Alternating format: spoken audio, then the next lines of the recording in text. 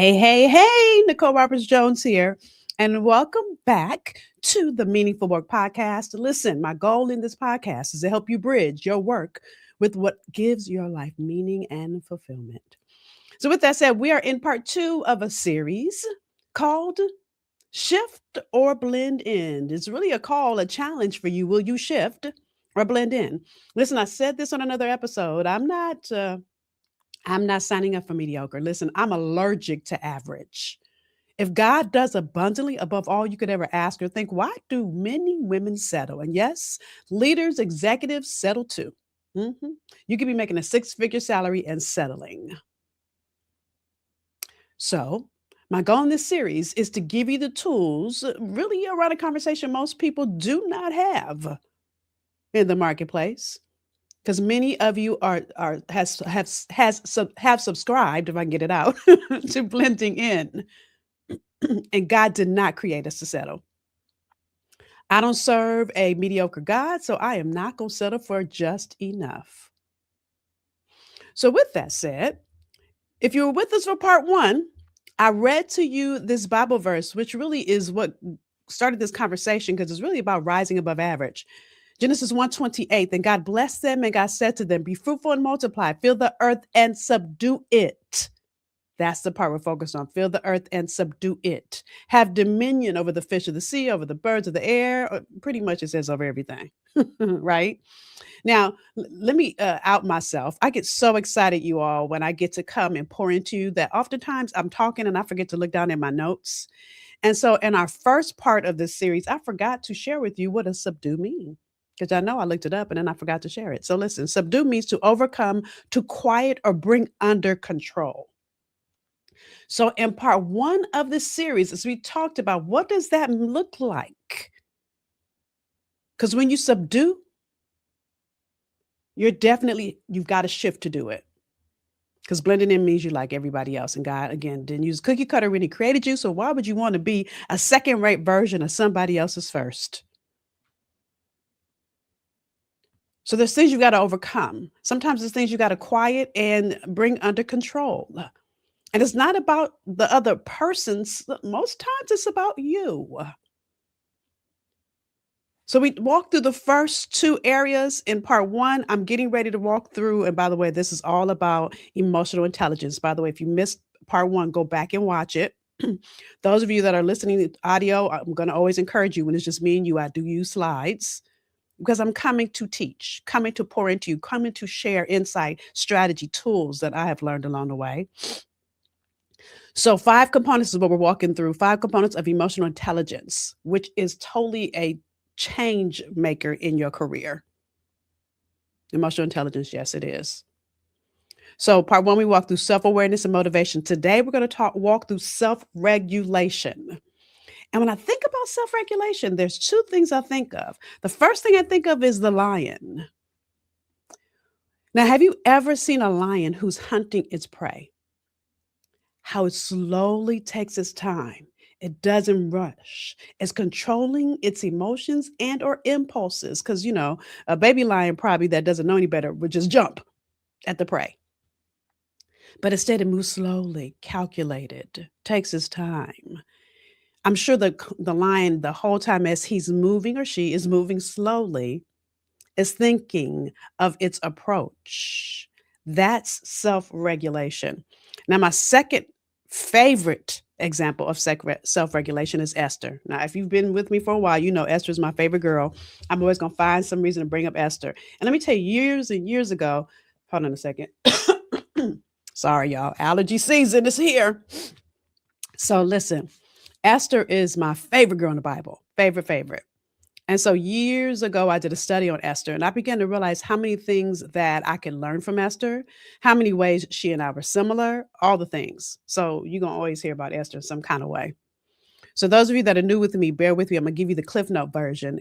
What's interesting is there's only 2 books in the entire Bible named for women, Esther and Ruth, which means to me those 2 women are significant. Study Ruth too, by the way. Anyway.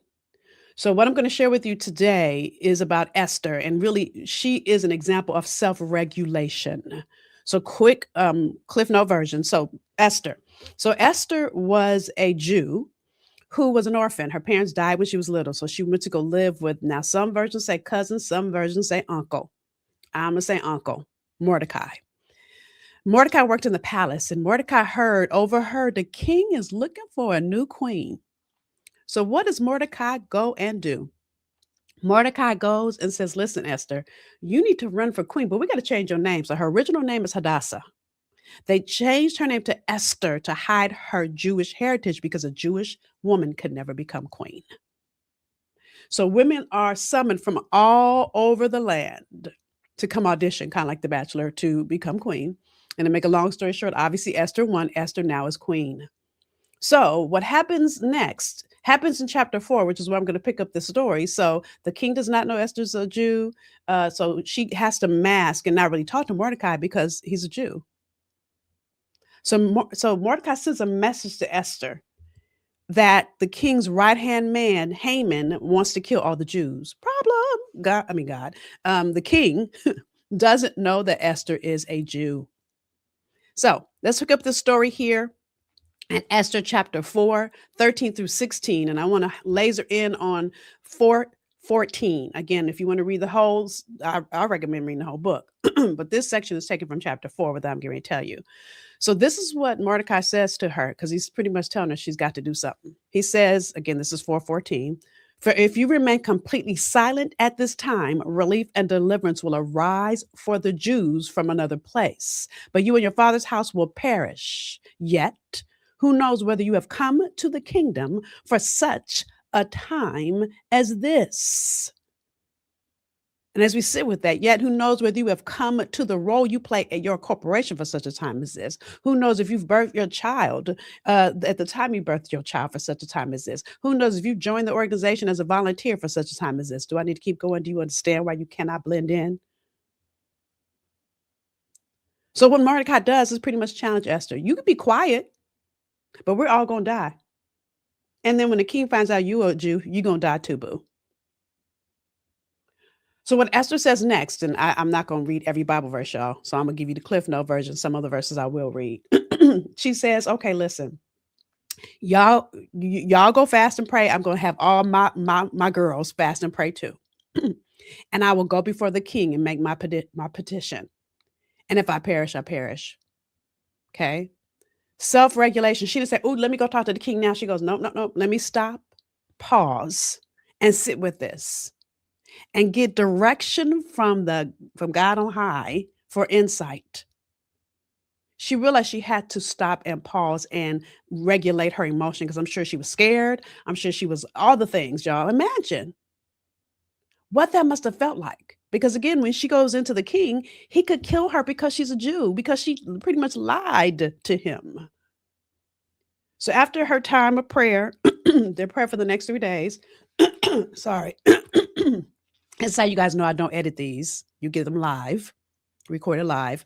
My allergies are crazy today. Gotta love it. Allergy season. Anyway, so after their time of fasting and prayer, what happens next? We move into chapters. I did write this down. Listen. Sorry, y'all. See, that's what I mean. I don't look down in my notes. Had I looked in my notes, I would have realized I wrote this Bible verse for you.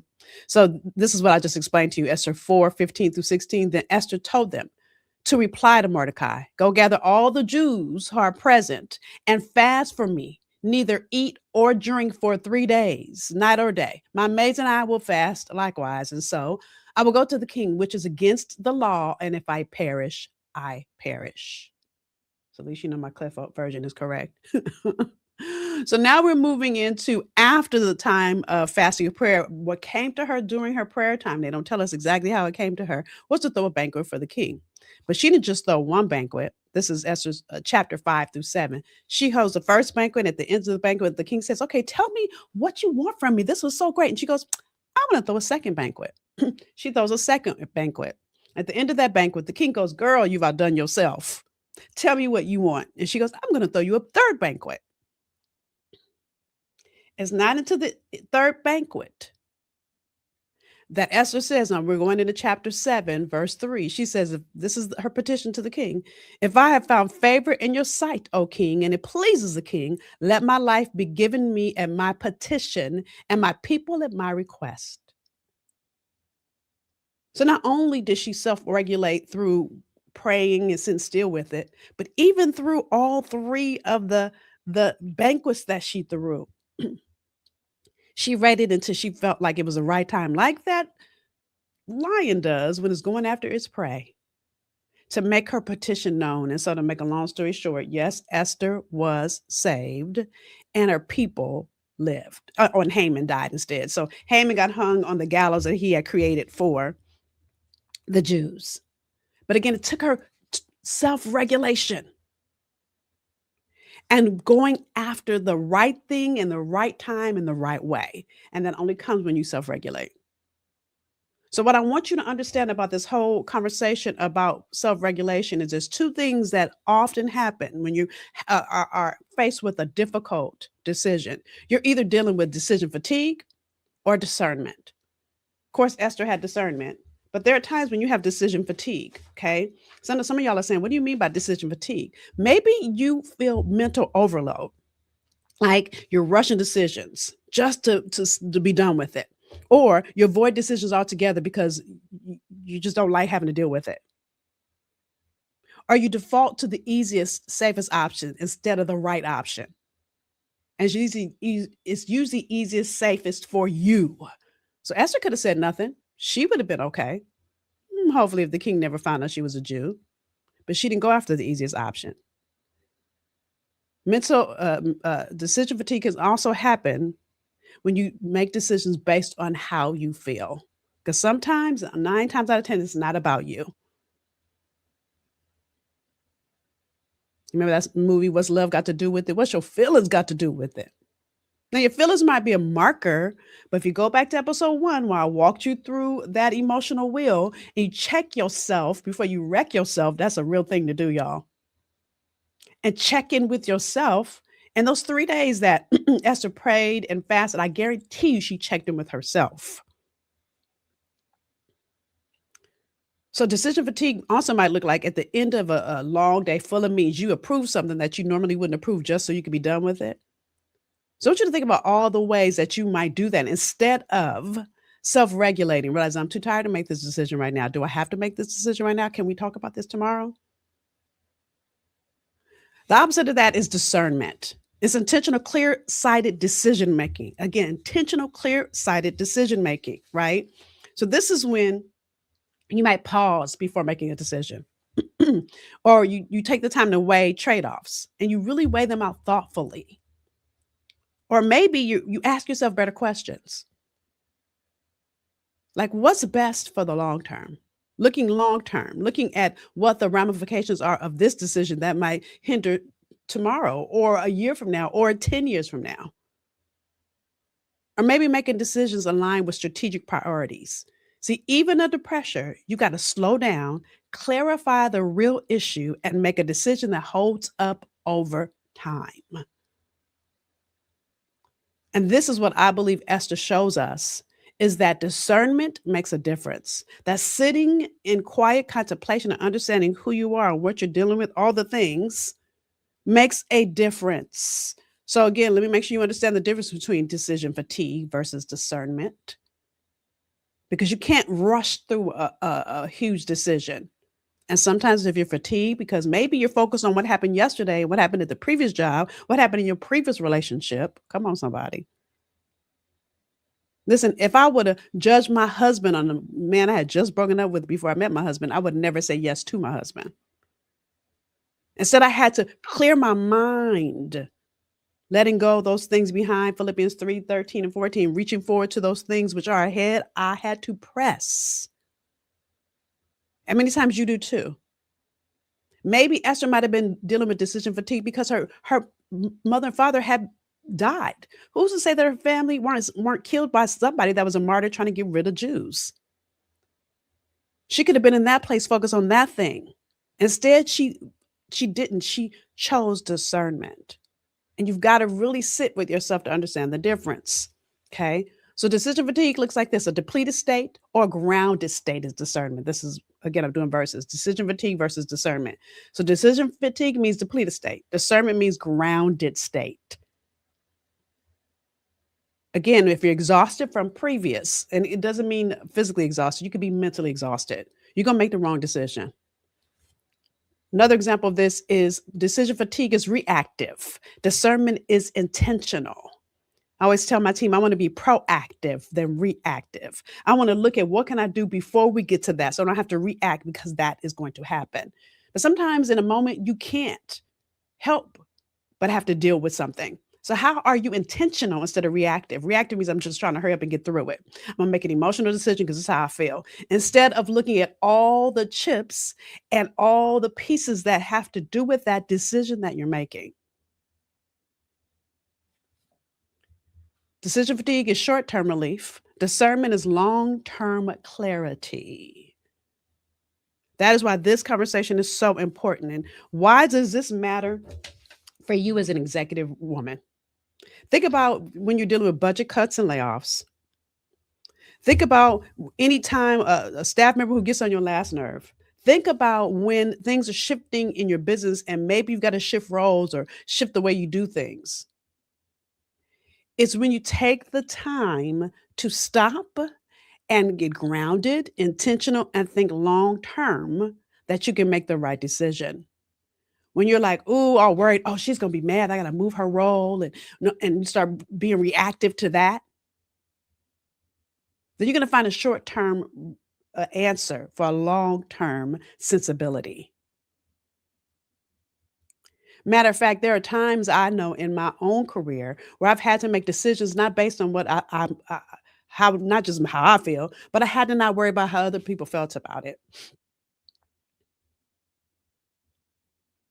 We'll talk about that more in part three. So I'm gonna leave that there for now. But you've got to really look at what's the long-term goal of this decision you're making? What's the long-term ramifications of it? That's what I think Esther shows us. So I love Esther so much because I've learned how to do a couple things. Well, let me just tell you this. One of the greatest things I've learned is what I call pause versus react. This is the tool that I got that, and those of you, I said this, I think in part one, that I have had to learn to pause versus react. Now, I'm gonna be honest, I'm not always good at this. I'm still trying to craft this skill, but I at least have it in my tool belt. Because if I can pause when somebody's getting on my nerves, I told you the story, I think in part one, where I was at the gas station with my bestie, and that guy got out of the car and tried to go off on me. The reason why I didn't react, because I wanted to, is because I paused. Even dare I say, as a speaker, when I'm going on stage and I'm nervous, if I can pause and take a deep breath in and meditate, I go out more centered than if I just go out because I'm going to be anxious. I'm going to be nervous. I'm going to be all the things. So let me give you some tools to understand how to pause. This is what I call my pause technique. So stop speaking, stop for 2 to 3 seconds. Just stop in that moment. Just sit silent. Not long, 2 to 3 seconds. That's not long. Just stop. And then what I always do is take one slow breath, one slow deep breath is what it should say there, right? So if you ever see me go, and I'm in a meeting, I'm going, or if you ever see me before I speak and I'm out, backstage, and you see me taking deep breaths, that's me trying to self regulate my anxiety, my nerves. If you see me in a meeting and somebody is riling everybody up, when I take one deep breath, I can calm myself.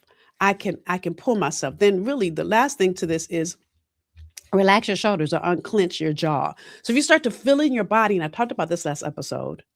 So this is what happens to me. My shoulders get tight. Sometimes I can feel it. Your jaws are getting tight. Maybe that's not how it shows up for you. I'm just giving some examples. But you've really got to give yourself the grace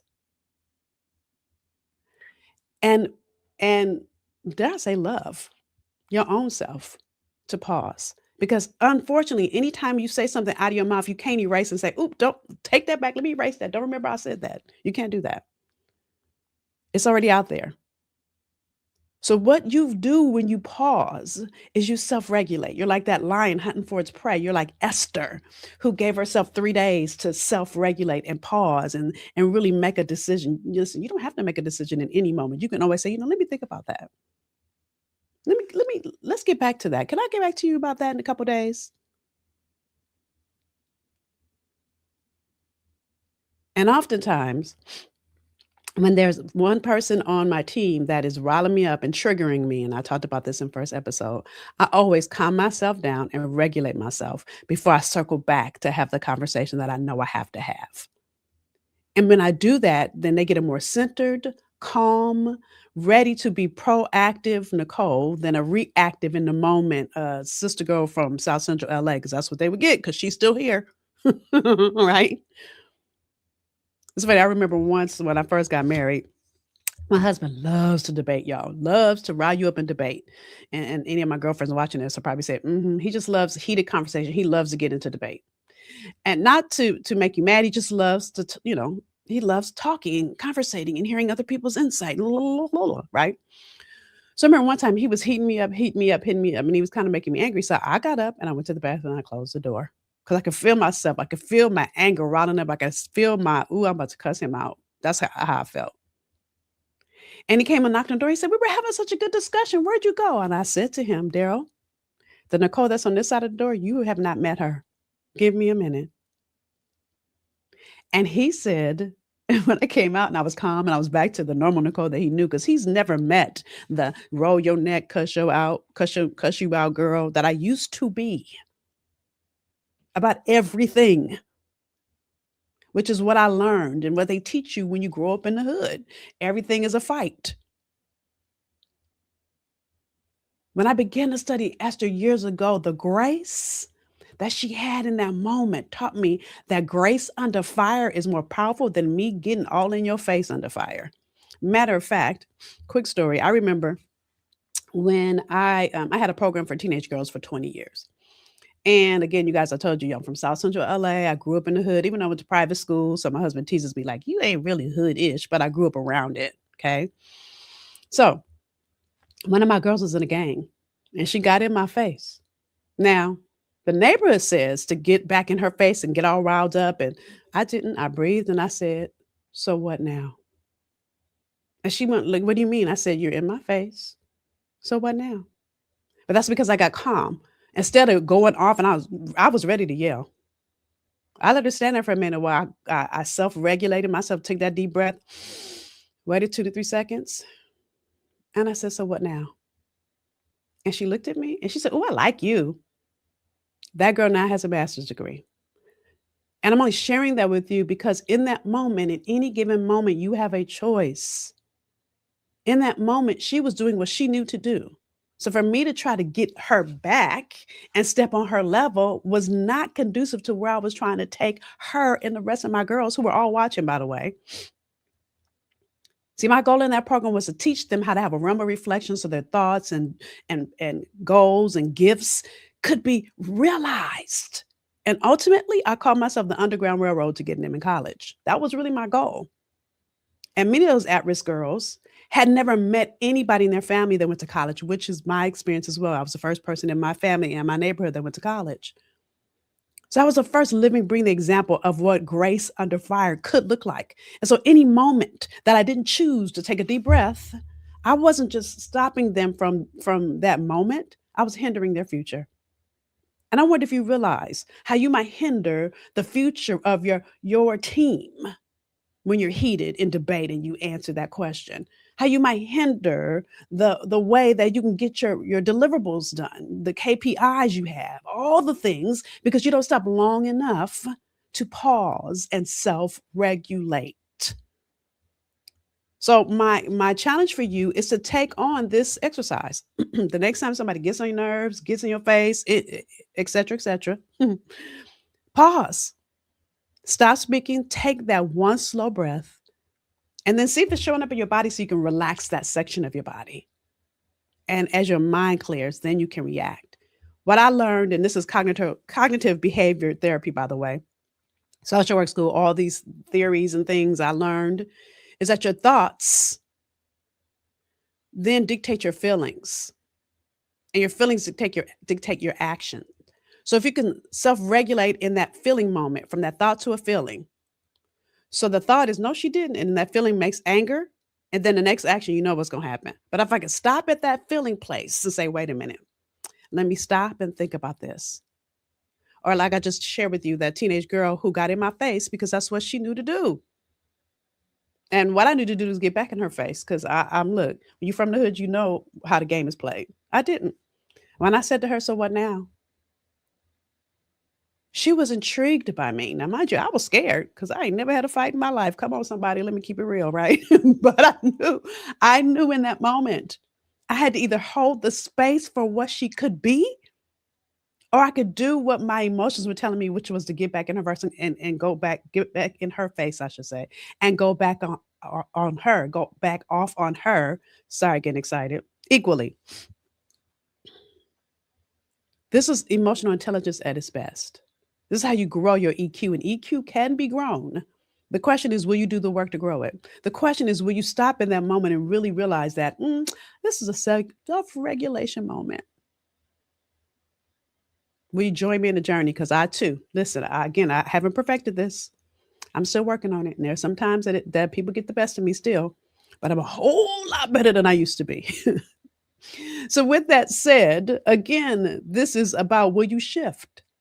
Are you going to blend in and be like everybody else? Are you going to stick to average? Are you going to stick to, listen, who you were yesterday is great. I'm not here for that version of you.